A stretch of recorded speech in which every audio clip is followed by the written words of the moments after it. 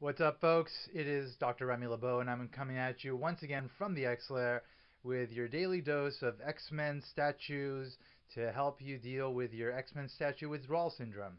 I definitely don't want you to suffer, so here I am once again to give you your treatment. Today's treatment is Professor X, as produced by Bowen Designs.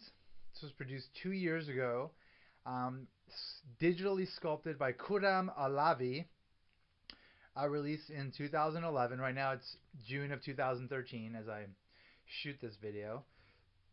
Hello to you in the future. I hope you're enjoying the future technology, including the hover chairs that exist, and thus you are completely unimpressed by this statue. But to those in the present, I'm sure you are impressed by it because it's a very impressive piece. It's like a very cool looking, basically like a I'm pretty sure it's like Shi'ar technology wheelchair.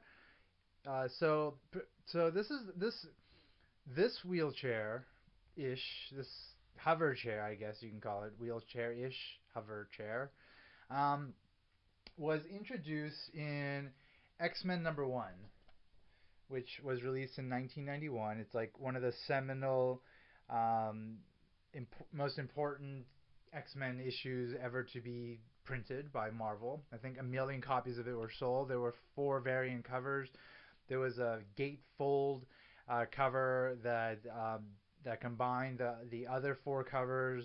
It was like a really big deal, and it was like the time that Jim Lee and Chris Claremont like started the second X-Men title, which is the first time that X-Men had a second title. I mean, there was X Factor, but it wasn't necessarily X-Men. And then, so in this situation, you had Uncanny X-Men only up until this era, and then finally we had X-Men Volume 2 on its own, adjectiveless X-Men Volume 2, because actually originally Uncanny X-Men was just adjectiveless X-Men as well. So that's why this is Volume 2. And from that point forward, of course, now there's like 1 million. They just kept adding titles. Now there's like 1,000 titles that come out every month. And of course, I read them all because I have no choice but to read as much X-Men as possible. I've got my own syndrome to deal with. All right. Anyway, so this design of the wheelchair was first introduced here, as you can see them there in the bottom left corner. Um, uh, so right before this period, Xavier had actually right before the introduction of X-Men #1 and like the division of the X-Men into 2 teams, the gold team, the blue team. Xavier was pretty much gone for years. Like I think it was like in issue #200 or right before Uncanny X-Men #200. He was taken to the Shi'ar Empire because he was sick or something along those lines. I'm not exactly sure. I need to go back and read those issues. I know something caused him to leave. And around issue 275, the X-Men actually go into space, into the Shi'ar Empire, and they meet up with Xavier again, bring him back to Earth. And then there's like the Muir Island saga, in which the Shadow King is controlling all the X-Men, and he brings them all to Muir Island, which is like this island off the coast of Scotland, where Moira McTaggart does some research. And once that whole episode's over, you've got all these X-Men on the island, and I remember it teased the issue following that series as too many X-Men. So it was a concern at that point, like what do we do with all these mutants? So that's when the X-Men were divided into various teams. Xavier became part of the X-Men once again. Several of the then X-Men became X Factor. Havoc, Polaris, a bunch of others. Forge went over there. Quicksilver, Wolfsbane. And of course, X Force started at the same time with Cable and all the New Mutants. So there's a lot of stuff that was going on at that time. It was a very exciting time actually for us X fans. Love that era. So as far as like this design goes, I'm pretty sure that it was meant to coincide with the designs that were used in the X-Men cartoon of the 90s, which a lot of X fans, sort of started out being fans through that show, growing up watching that television show, because it was on for like 5 years, and they actually did a really nice job with it. So it, a lot of people were actually introduced to Xavier in this form, looking like this on this yellow hover chair. So there's something really like important.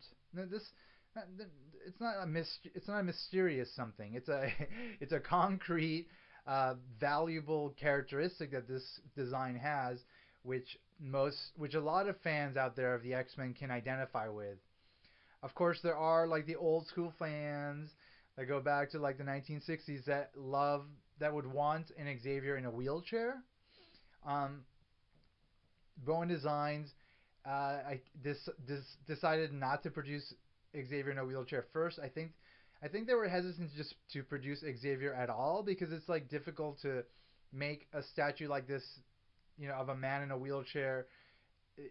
Obviously it's Xavier and he holds a lot of importance, but as far as just like a cool looking statue, I think they felt that people wouldn't start buying them up, like the way they would like a Wolverine statue or like a villain statue or just something that has a lot more going on. So I think they hesitated on going down that route. But fans clamored enough online through the online forums that Randy Bowen, the head of Bowen Designs, interacts with fans on, such as the StatueMarvels.com, that they responded, and they made an Xavier. But he chose to do this design, which obviously is more interesting than just him in a wheelchair. It's something like this technology is not something that exists in the real world. It's something that's interesting to look at. It's kind of cool because it's got like the clear rod, and it sort of gives it like that effect of it, like if it actually hovering. So I mean, obviously aesthetically, like there's a lot more value in this design than the original design.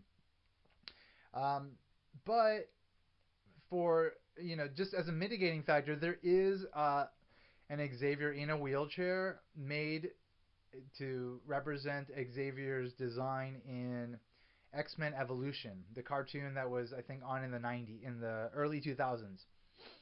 And so there's a maquette of Xavier in a wheelchair. The wheels have X's on them. It's a very cool piece. I actually have it. I've made a video of it. I don't know if I've posted it yet. I may or may not have, depending on when I've posted this one relative to that one. But if I haven't posted it, it's coming. If I have posted it, you've seen it, and you've seen it, well. I've hopefully I've showed you, or I will show you that it actually works really well with like the original like 60s 70s era X-Men designs.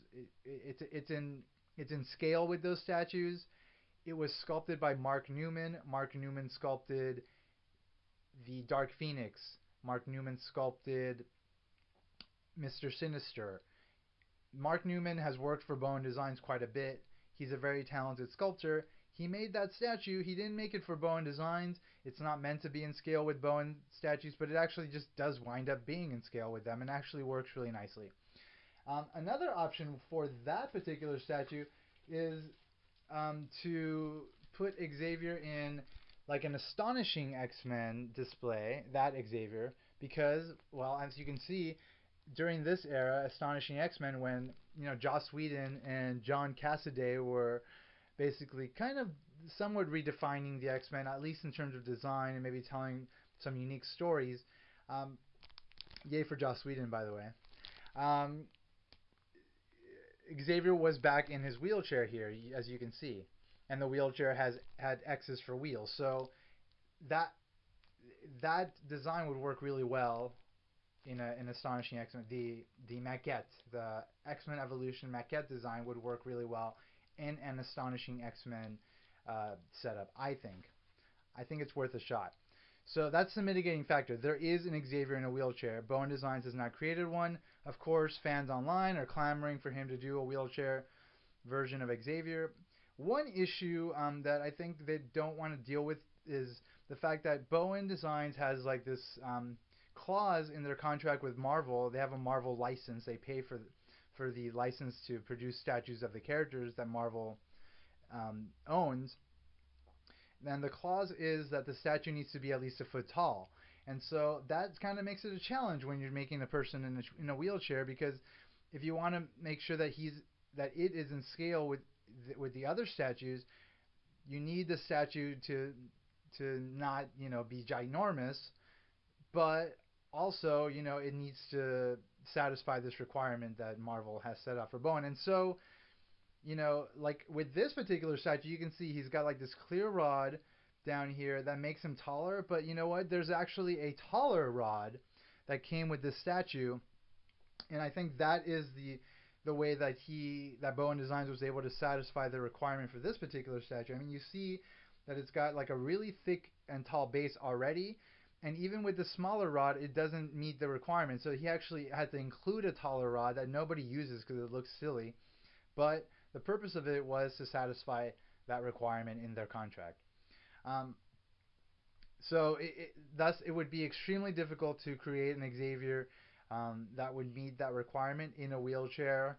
But I think like if you give him like a really interesting like elevated like maybe like a hill like a grassy hill that maybe has like I don't know something like maybe like a like next to like a sign for the Xavier Institute, like the School for Gifted Youngsters, like a really cool sign, like putting him next to that. I think that might work. Something, you add a little something to it, and then you give it a riser, and I think it would work. I mean, I'd be happy to get an Xavier in a wheelchair from that sort of harkens back to the older design of Xavier, because why not? Xavier is awesome, and the more Xavier, the better, if you ask me.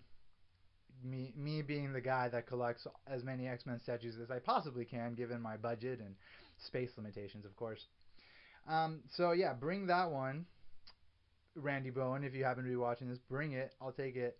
Obviously, it's going to be a challenge for you to satisfy the contract requirements, but I'm sure you can handle it, Mr. Bowen. You're a very creative person. All right, let's move on to this actual statue here. As you can see, I've already told you, it's got this rod that kind of holds it up. So let me take the statue off. The statue is just like one big piece, and the rod is just like this kind of clear, thick rod that's I think it's like glass or plexiglass or something. And then you've got Xavier, and he like floats. Oh no! Don't let Jean die! Oh no, Magneto! You are controlling my wheelchair! No! He's actually not dead. Ha ha ha. Fooled you guys. Alright, so you can see he's like big and bulky, and he's actually like kind of heavy-ish, which is really cool. And there's the bottom, and he's got that hole there for the rod. And he's nice and solid. And of course, you got the X base in the bottom. Classic X base. To complement the statue. So that works really nicely. So now you just slip them in to the rod, and you're good.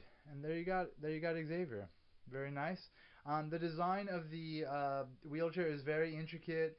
Obviously, it was done digitally, so Kuram Malavi was able to pay a lot of attention to sort of the technical details. I mean, obviously, a traditional sculptor would have been able to do it as well, but I don't know. It just seems like a digital sculptor works well with something like this that's kind of like futuristic tech.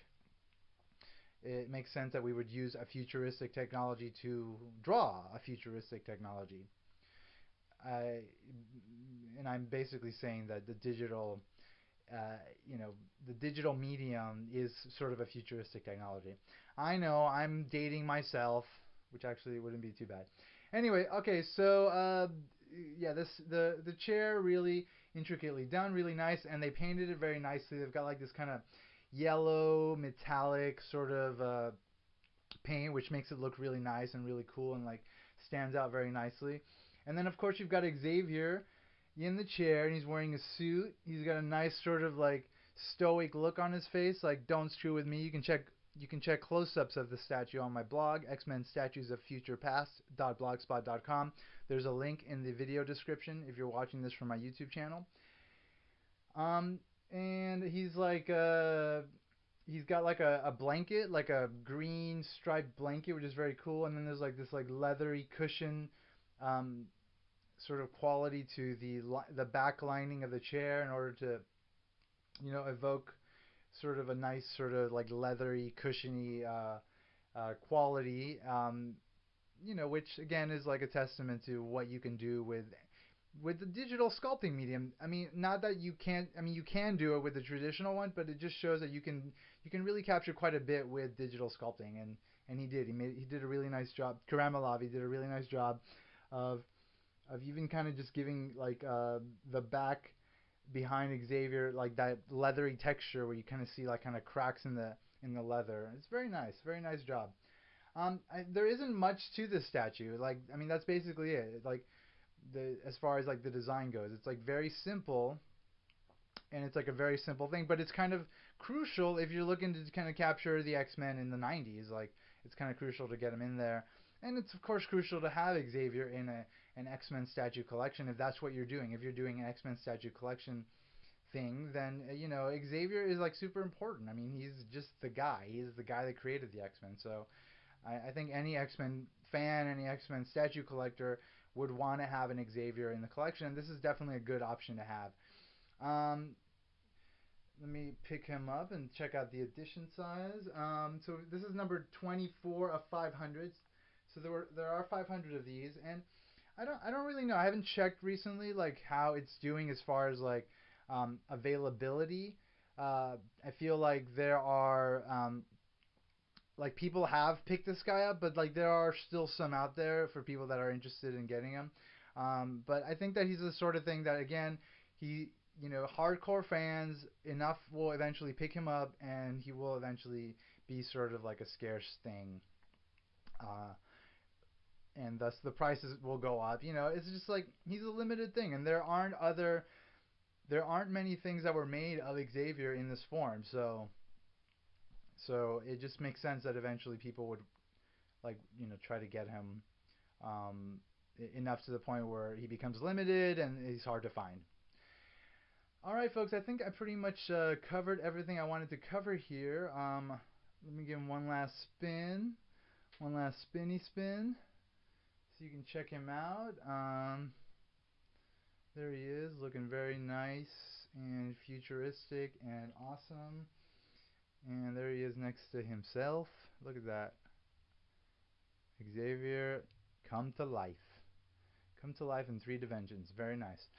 All right, there you are, folks. A statue definitely worth getting. Definitely worth having. I'm very happy with it. I was very happy when I got it, and I'm still happy with it today. All right. My blog, as always, is, as I mentioned, X-Men Statues of Future Past.blogspot.com. Thank you for checking stuff out on that. Thank you for all your support. I really appreciate it.